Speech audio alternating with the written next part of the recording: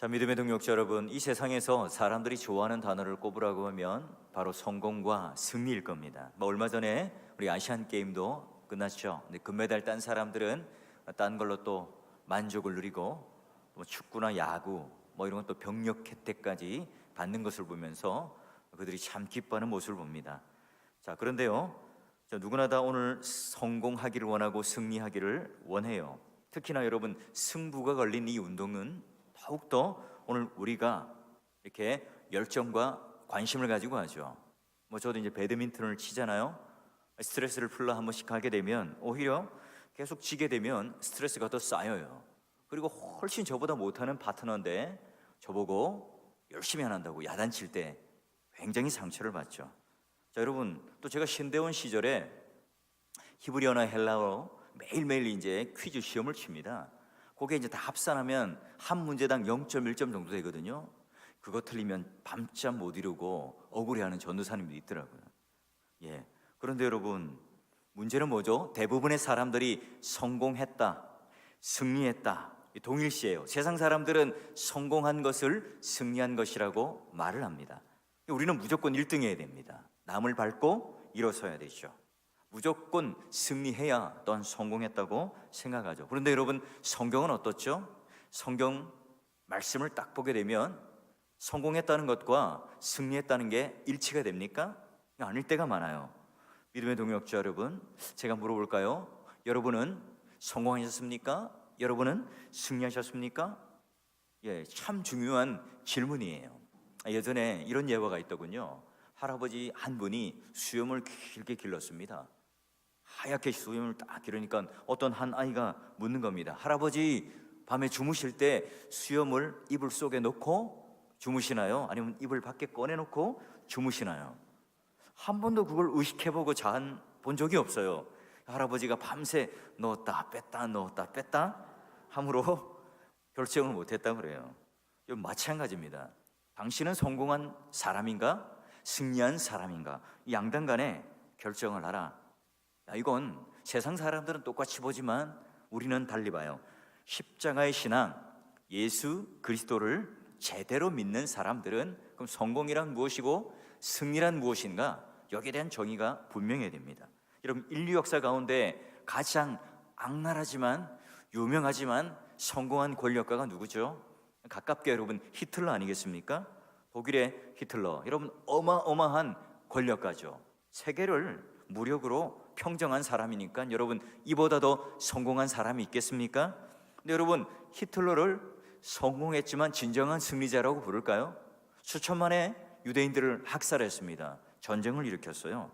그는 성공했지만 성공한 만큼 그건 저주였고 악이었어요. 그럼 여러분, 누가 히틀러를 진정한 승리자라고 이야기합니까? 그냥 전범 또는 비운의 사람이라고 우리는 보죠. 여러분, 지금 이제 북한과 함께 그 비핵화와 평화 협정 때문에 화해 모드로 가죠.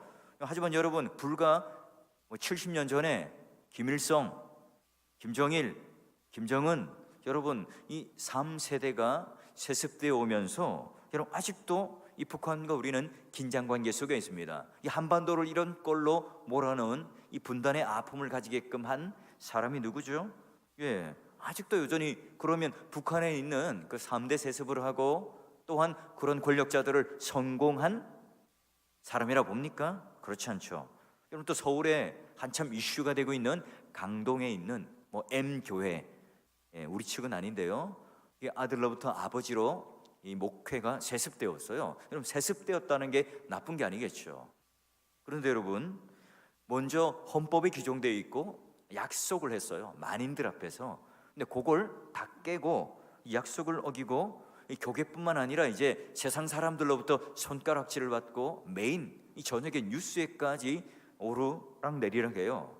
여러분, 그렇다면 이런 어떤 그런 세습을 하고 아버지가 아들에게 교회를 물려주는 게 성공은 했죠. 근데 여러분, 그게 뭐죠? 승리가 맞습니까? 차라리 저주죠. 많은 목사님들이 부끄럽게 생각하고 또한 이 젊은이들이 기독교에 대한 반감을 가지게 되었어요. 자, 그러면 성경 속에 나타나는 인물 중에 여러분이 가장 손꼽는 성공과 승리한 인물이라고 하면 누굴까요? 단연 요셉이겠죠. 자, 그래서 오늘 우리가 요셉을 만나보는데 창세기 41장에 딱 가보면 요셉이 이제 애굽의 총리 대신으로 등극을 합니다.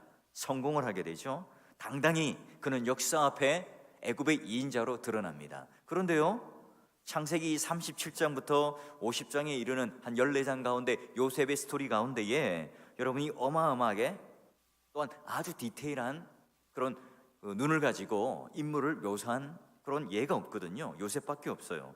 자, 그런데 그는요, 끔찍한 이 고통, 고난을 통과한 후에 신분이 계속해서 추락하다가 하나님께서 급기야 신분 상승을 딱 해주셔서 41장에 애굽의 총리 대신으로 성공합니다.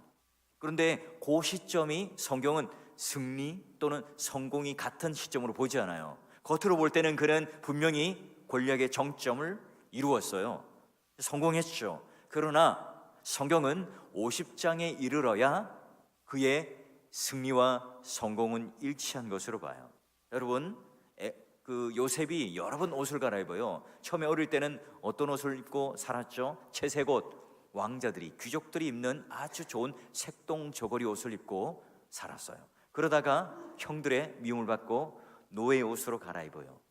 그리고 어떻게 또 갈아입죠? 죄수의 옷을 갈아입어요. 마지막에 세마포 옷, 애굽의 총리 대신의 옷을 갈아입습니다. 그런 화려한 성공의 이야기를 가지는 사람인데, 그러면 세마포 옷을 딱 입었다고 성공, 이제 그 모든 요셉의 스토리는 끝나나요? 그렇지 않아요. 오늘 이 요셉이 어떻게 하면 그러면 성공했다는 것, 진짜 승리했다는 것을 성경은 어떻게 요셉의 그런 인물의 됨됨이를 보고 있는지 오늘 말씀으로 가볼 텐데요. 자, 50장 17절을 보니까 끝에 이런 표현이 나옵니다. 요셉이 그들이 그에게 하는 말을 들을 때에 울었더라. 이때 이 눈물의 성분이 뭘까요? 지금 요셉의 형들은 알고 있죠. 요셉을 과거에 팔아버리고 죽이려 했던 사실을, 아직도 제대로 용서받지 못했다는 그 두려움 속에 살아요. 근데 아버지가 죽죠. 방패막이었던 아버지가 죽자, 아, 요셉이 이제 우리를 다 죽여버릴 거야 하는 그런 무서움 속에 살아가고 있습니다. 그러니 자신의 생사 여탈권을 쥐고 있는 아주 거대한 권력의, 내 동생이지만 그 대신 앞에 그들은 무릎을 꿇고 용서를 구합니다. 이때 여러분, 요셉이 어떤 행동을 취합니까? V하고 사진을 찍는 게 아니라 그들에게 그 말을 들을 때에 요셉이 어떻게 했다고요? 울었더라. 너무나 인상적이죠. 성경은요, 이게 바로 요셉은 성공과 함께 승리한 모습이라고 딱 포착을 합니다. 요셉이 그들이 그에게 말할 때에 울었더라. 여러분, 이게 바로 그리스도인의 승리라는 거죠. 예수 그리스도의 십자가를 바라보며, 야, 나는 집 한 채 사놓은 곳, 수억의 통장 잔고가 있고 내가 박사학위를 따고 잘 나가고 유명한 사람이 되고 내가 원하는 대로 모든 것이 다 성공을 이루었다. 그러나 여러분, 그게 41장의 성공에 이르는 것이 아니라 이 50장에 지금 요셉이 흘리고 있는 이 눈물의 의미가 무엇인지를 알 때에 진짜 승리하는 겁니다. 여러분, 요셉이 샴페인을 터뜨리면서 큰 승리의 축하연을 하고 있는 게 아니에요. 드디어 내가 복수를 한다. 드디어 내가 이 자들을, 이 형들을, 이 악독한 형들을, 나를 괴롭히던 형들을, 나와 늘 갈등 관계에 있던 이 형들을 무릎을 딱 꿇리고 그 형들이 용서를 구하고 있을 때에, 그래, 내가 이제 진짜 승리지. 그는 축하연을 벌이고 있지 않아요. 요셉이 울었더라. 여러분, 이런 차원이 바로 성공과 승리가 동일시되는 겁니다. 내가 월등히 힘셉니다. 내가 월등히 그분보다 영향력이 있어요. 내가 월등히 그분보다, 내 형들보다 내 힘을 가지고 그들을 얼마든지 압제하고 누를 수 있습니다. 그런데요, 오늘 그는 울어요. 그 눈물에는 뭐가 들어있는 거죠? 자기를 죽이려고 덤벼들었던 그 형들, 이제 자신 앞에 무릎을 꿇고 있으니 육회, 통쾌, 상쾌, 기쁨을 가질 법만 하죠. 기념사진을 딱 찍으면서, 셀카를 찍으면서 페이스북이나 SNS 올리고 싶을 거예요. 그런데 오늘 그는 그 형들 앞에서 진정어린 마음으로 눈물을 흘리고 있어요. 요셉의 머릿속에는 이런 성경 구절이 떠올랐겠죠. 이사야 55장 8절과 9절을 보면 이는 내 생각과 너희의 생각과 다르며 내 길은 너희의 길과 다름이니라. 여호와의 말씀이라. 이는 하늘이 땅보다 높음 같이 내 길은 너희의 길보다 높으며 내 생각은 너희 생각보다 높음이라. 여러분, 이게 바로 주님을 이 땅에 보내셔서 그를 믿게 한 우리의 성공이 곧 하나님의 성공이라는 사실이에요. 형들이 발발발 떨고 있는 이 모습을 보면서 제발 좀 살려달라고 용서를 구하는 그 모습 속에서 내가 승리했다, 내가 형들의 코를 납작하게 만들었다, 이제야 내가 자존심이 회복되었고 이제야 내가 참된 승리의 도장을 찍는구나, 그렇게 하지 않아요. 이제야 하나님의 길이 이루어졌구나, 이제야 내 생각보다 높고 내 생각보다 깊고 내 생각과는 전혀 다른, 내 길과는 전혀 다른 그 하나님의 뜻이 이제서야 이루어진 거구나. 그걸 보면서, 그 하나님의 뜻이 이루어지고 있는 것을 보면서 그는 눈물을 흘리게 됩니다. 그래요, 여러분. 이게 진짜 이런 눈물이 있을 때에 우리의 성공은 진정한 승리가 되죠. 이 눈물 속에 뭐가 들어있어요? 하나님의 그 핵심적인 메시지가 들어있습니다. 여러분, 저는 여러분 모두가 다 우리 인생을 돌아보면서 항상 깨닫는 은혜가 있잖아요. 내 힘으로, 내 능력으로. 여러분, 자수성가라는 말이 예수를 믿는 우리들에게는 어울리지 않는 말이에요. 아, 그랬구나. 나는 굳이 이 길을 가려고 했으나 구덩이에 빠지고 노예로 끌려가고 미세스 보디발이 막 그 윙크를 하고 추파를 던질 때에 결국 그는 감옥에 내던져지고, 게다가 관원들에게 버림받았다가 2년 동안 역사 속에 잊혀져서, 여러분 그 마음이 얼마나 조급했을까요? 그러다가 여러분 한 방에 그는 애굽의 2인자로 올라서게 됩니다. 여러분, 과거를 다 잊어야죠. 내 과거를 다 지워야죠. 그리고 지금 현재 있는 내 성공만 누리면 됩니다. 그렇게 한들 누가 뭘 하겠습니까? 누가 손가락질 하겠어요? 아, 이랬었구나. 돌이켜보니까 하나님이 이 요소요소마다 하나님께서 손대심이 있었구나, 이걸 지금 깨닫습니다. 여러분, 이걸 감격할 때에 내 과거를 돌아보며 하나님께서 내 모든 전 인생을 설계하시고 계획하시고 인도하시고 간섭하셨다는 이 사실을 내가 깨달아질 때에 그때 흘리는 이 감격의 눈물이 진짜 승리죠. 우리는 날이 갈수록, 신앙생활이 오를수록 눈물이 말라요. 성공은 하죠. 겉으로 하나님께 주시는 은혜가 많습니다. 물질의 어려움도 없고요.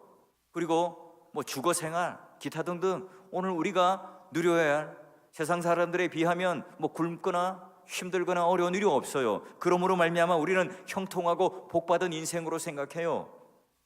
하지만 여러분, 그 인생을 우리는 돌아보면서 진짜 승리로 돌아보고 있는지, 나는 정말 하나님 그 은혜에 감격하며 흘렸던 이 눈물, 그리고 지금 내가 그런 내 메마른 정서와 내 메마른 어떤 눈가에 그 하나님의 은혜를 기억하며 우리는 진정 흘리는 눈물이 있는가? 그게 진짜 승리라는 겁니다. 내가 세상적으로 겉으로 내가 아무리 많은 복을 받고 누리지만 이런 하나님의 뜻과 은혜에 대한 감격이 없다면 오늘 우리의 신앙은 마치 저 박물관에 있는 화석과 같은 거예요. 자, 그러니 여러분, 우리는 이 길을 이루신 분이 지금 창세기 37장부터 41장의 이 정점에 이르고 이 50장에 이 벌벌벌 떨고 있는 형들 앞에서 내 힘을 과시하고 내 자존심을 내세우고 내 뜻을 내세우고 내 힘을 가지고 그들을 억누르는 것이 아니라 오히려 눈물로 그들의 두려움을 없애주며 평강을 선언하며 그들을 꼭 껴안고 있는 넓은 가슴을 보이고 있는 지금 이 요셉의 모습이 진짜 성공한 사람이요 승리한 사람이라고 성경은 말합니다. 자, 그리고 또 한 장면을 볼까요? 50장 19절 이렇게 되어 있죠. 요셉이 그들에게 이르되 두려워하지 마소서, 내가 하나님을 대신하리이까. 이 말이 뭐예요?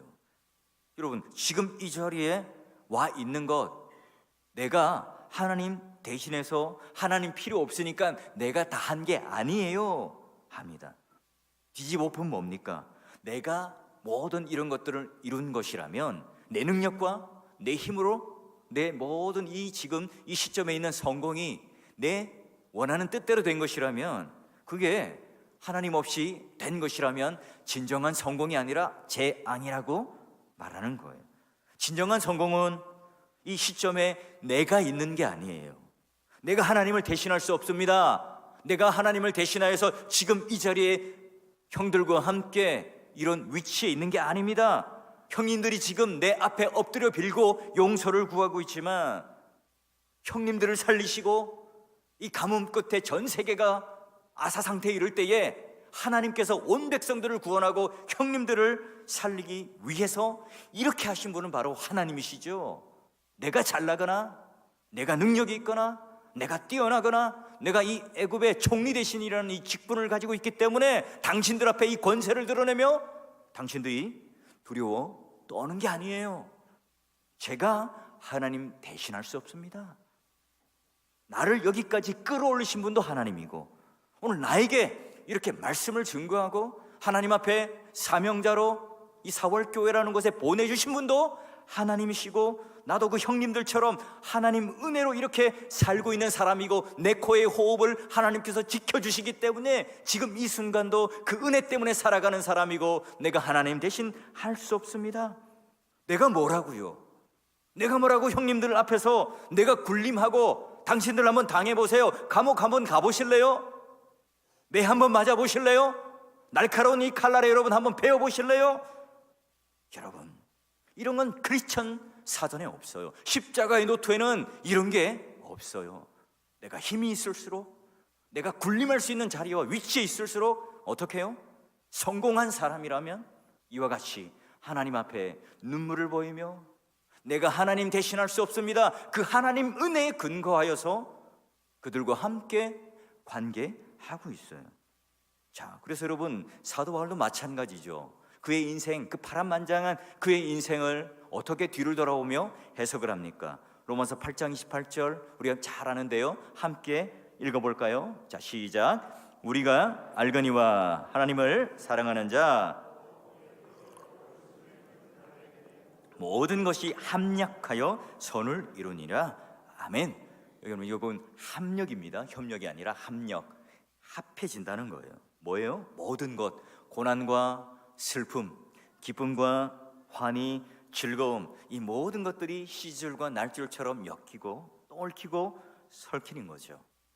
내 동역자들, 나를 지극히 사랑해주고 내 뜻과 맞는 사람들, 물론 그런 사람들이 있으면 좋죠. 그런 사람들을 있으면 무슨 이 천국의 비단길, 꽃길, 구름길을 걷겠죠. 그러나 오늘 내 인생을 살아가며 내 뜻과 맞지 않는, 내 뜻과는 또 다른, 여러분, 그런 사람들도 함께 오늘 모든 것이 합력하여 선을 이룬다, 바울이 깨달았던 겁니다. 자기 동족이잖아, 유대인들. 그런데 그 유대인들에게 인정 못 받아요. 돌팔매질 당하죠. 옥에 갇힙니다. 죽음에 이르는 고통을 당해요. 얼마나 가슴이 아프겠습니까? 분노의 마음이 있지 않겠습니까? 그럼에도 불구하고 어때요? 그런 감옥에 갇히면 찬양을 불러요. 하나님을 증거해요. 나를 올가매긴 그 간수에게, 죄수에게 복음을 전하는 여유를 가져요. 그가 로마 감옥에 가택연금 가운데 있을 때에도 수많은 사람들이 바울을 만나러 와서 그들에게 뭐해요?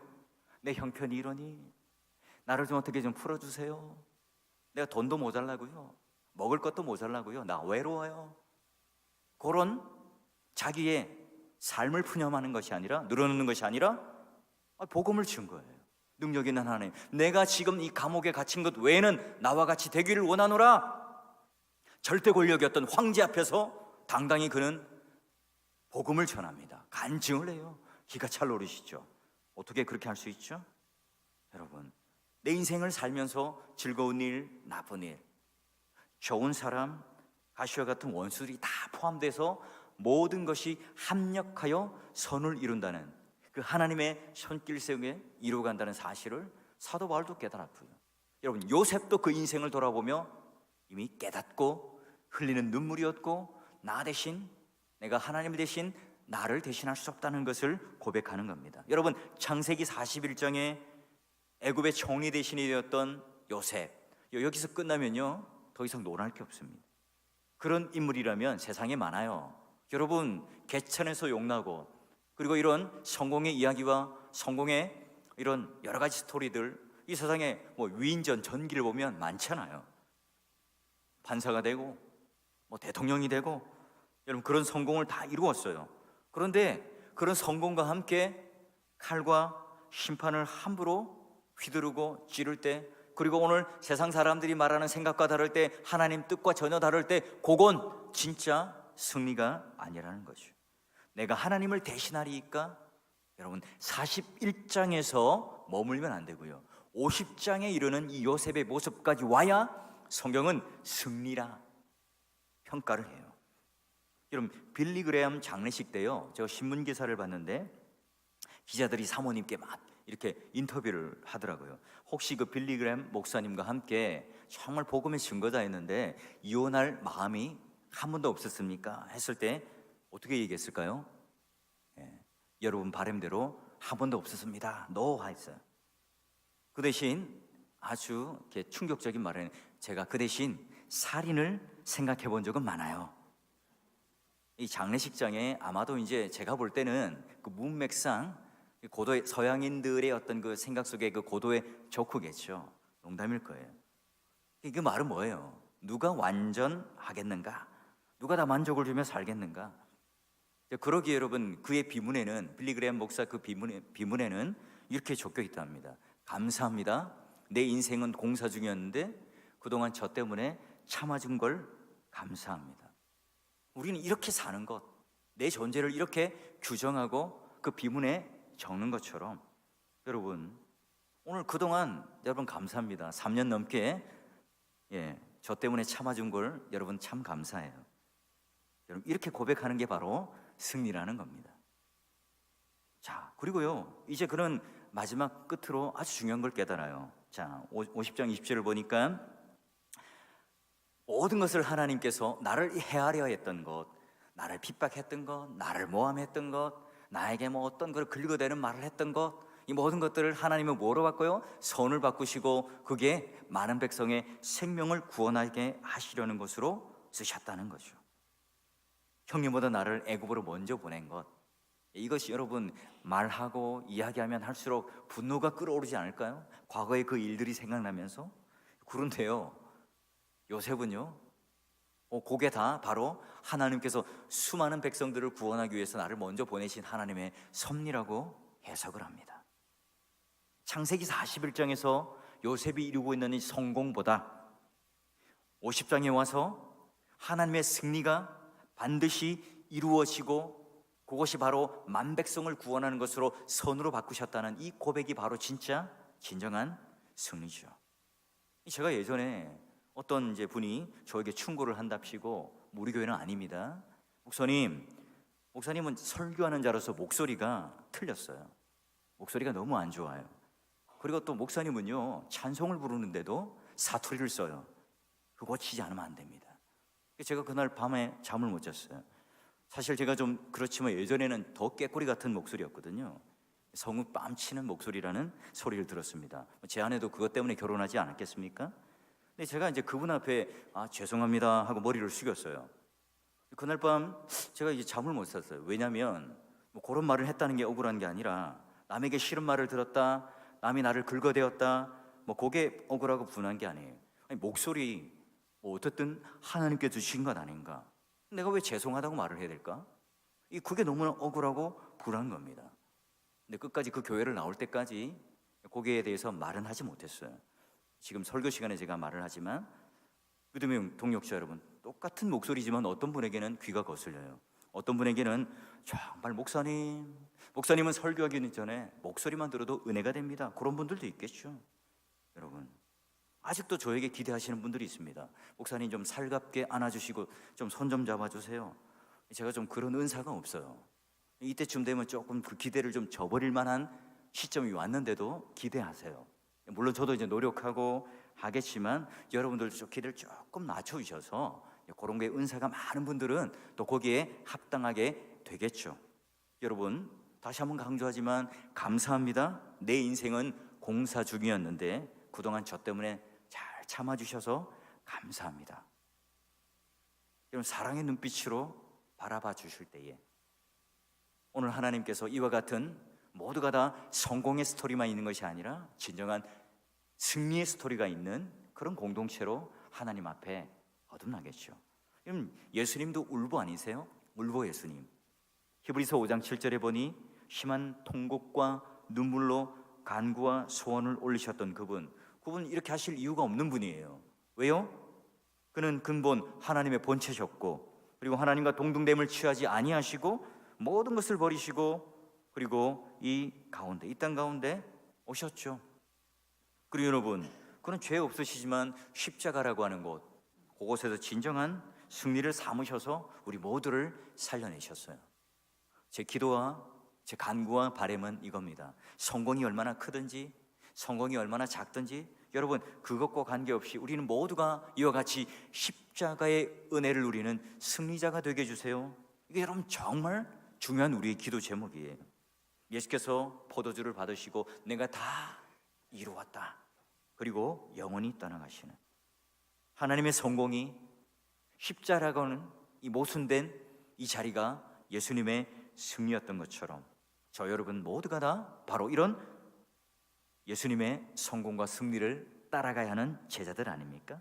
우리 주위에는 41장, 창세기 41장의 요셉과 같은 성공의 이야기를 말하는 사람들이 참 많습니다. 그런데 그것만으로 딱 끝을 맺는 사람들이 많아요. 야, 그 사람 높아졌대, 그 사람 큰 빌딩 샀다고 그러던데, 그 목사님 교회를 크게 키웠다던데, 그 목사님 이름이 참 많이 났다던데, 그 다음 뭐죠? 그 성공을 가지고 뭘 하는 거죠? 여러분 그 성공을 가지고 오늘 우리는 창세기 50장에 이루고 있습니까? 수많은 것들을 내가 가졌죠. 누리고 또 다른 사람에게 앞지할 수 있는 힘이 생겼어요. 그 다음을 뭐 어떻게 하자는 거죠? 창세기 50장에 이르러 이 진정한 승리가 오늘 우리의 승리가 될 때에 바로 진짜 승리가 된다는 거예요. 믿음의 동역자 여러분 이 대구 그리고 수성구, 시지 이 지역에 산다는 것 자체가 여러분 성공한 사람들 아닙니까? 성공한 사람들이죠.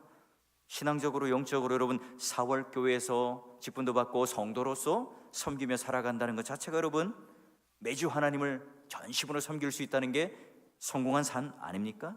엄청난 성공의 삶이에요. 여러분 창세기 41장에 그런 세상적인 성공에서 이 창세기 50장 십자가의 승리로 동참하기를 바라요. 우리가 싸워야 할 적은요, 우리 안에 있는 형제자매, 동역자들, 고부간의 그런 담임 목사와 성도 간의 갈등과 혈과 육으로 싸우는 게 아닙니다. 저는요, 여러분이 도와줘야 될 사람이지 승리를 쟁취하는 대상이 되어서는 안 됩니다. 요셉의 진짜 성공과 승리는 형들에게 복수하는 것으로 끝내지 않았습니다. 하나님의 마음으로 형들 앞에 함께 눈물을 흘려요. 사월교회가 이런 승리의 눈물이 넘쳐나길 바랍니다.